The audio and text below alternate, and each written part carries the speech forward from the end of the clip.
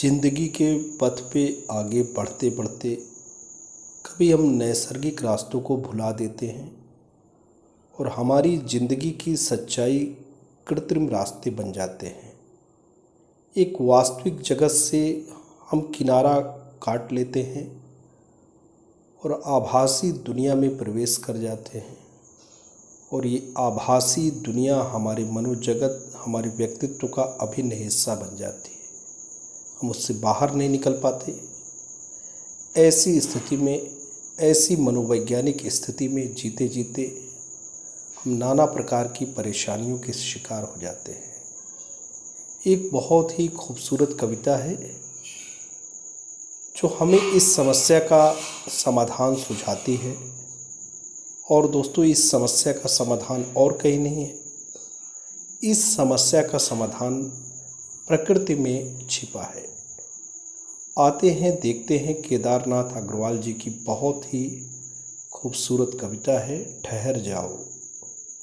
तो दोस्तों, अगर आप भी नैसर्गिक पथ से विचलित हो गए हैं तो आपको भी अवेयर किया जा रहा है, आपको भी कासस किया जा रहा है, ठहर जाओ।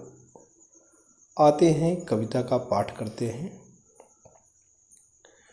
ठहर जाओ। कवि श्री केदारनाथ अग्रवाल जी। ठहर जाओ यहीं क्षण भर, एक गहरी सांस लो, निःश्वास छोड़ो, मौन खोए पत्थरों पर हाथ फेरो। ठहर जाओ यहीं क्षण भर, एक गहरी सांस लो, निःश्वास छोड़ो, मौन खोए पत्थरों पर हाथ फेरो।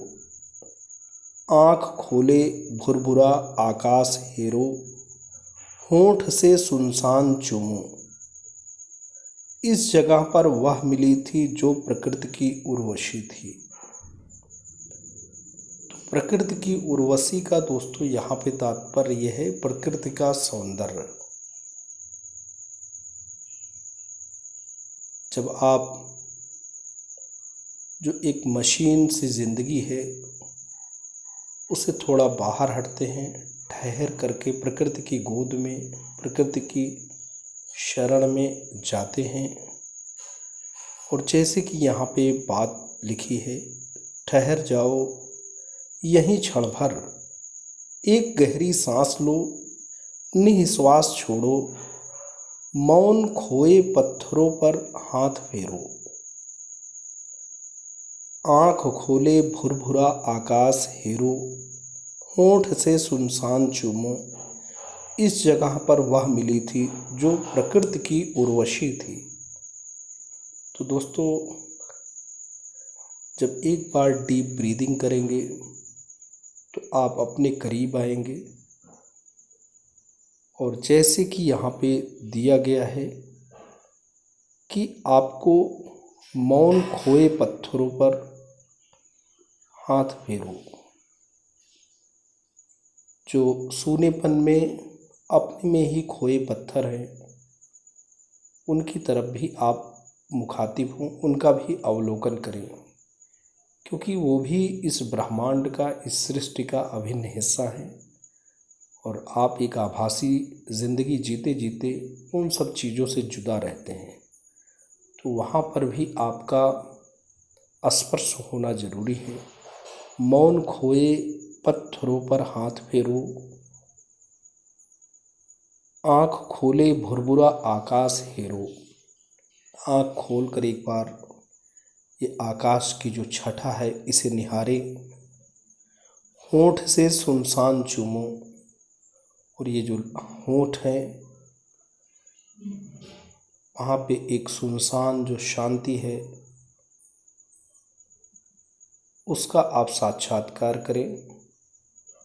और चूमने का मतलब है कि सुनसान जो चीज़ें हैं, जो एकांत चीज़ें हैं, उनके प्रति प्रेम का प्राकट्य और प्रेम का जो प्रदर्शन है वो करें।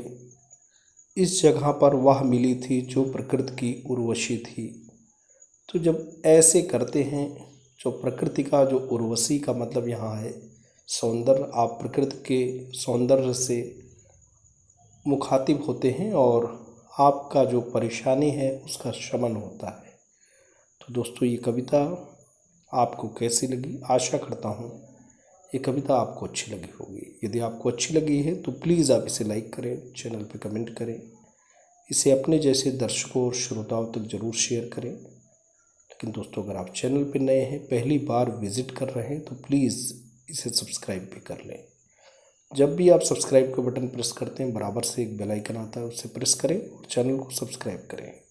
Thanks for watching and listening. This is Ajay Prakash Dubey signing off.